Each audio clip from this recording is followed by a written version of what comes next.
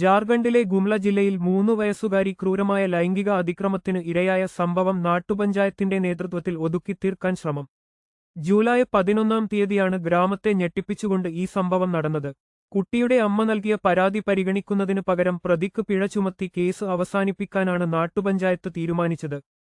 പ്രതിക്ക് രക്ഷപ്പെടാൻ അവസരമൊരുക്കുന്ന തരത്തിലായിരുന്നു നാട്ടുപഞ്ചായത്തിന്റെ വിചിത്രമായ ഉത്തരവ്. ആകെ 1,00,000 രൂപ പിഴയായി ഈടാക്കണമെന്നും അതിൽ 20,000 രൂപ അടിയന്തരമായി നൽകണമെന്നും പഞ്ചായത്ത് നിർദ്ദേശിച്ചു. ഈ തുക ഉപയോഗിച്ച് ഗ്രാമത്തിൽ സദ്യ നടത്താനാണ് ഇവർ ആവശ്യപ്പെട്ടത്. ബാക്കി തുക മാത്രം കുട്ടിയുടെ കുടുംബത്തിന് നൽകിയാൽ മതിയെന്ന നിലപാടാണ് ഇവർ സ്വീകരിച്ചത്.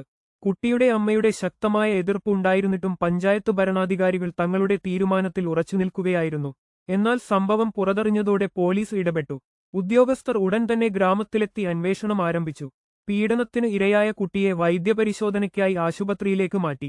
അമ്മയുടെ മൊഴി രേഖപ്പെടുത്തിയതായും കേസ് ഒതുക്കിത്തീർക്കാൻ ശ്രമിച്ചവർക്കെതിരെ കർശന നിയമനടപടികൾ സ്വീകരിക്കുമെന്നും പോലീസ് അറിയിച്ചു.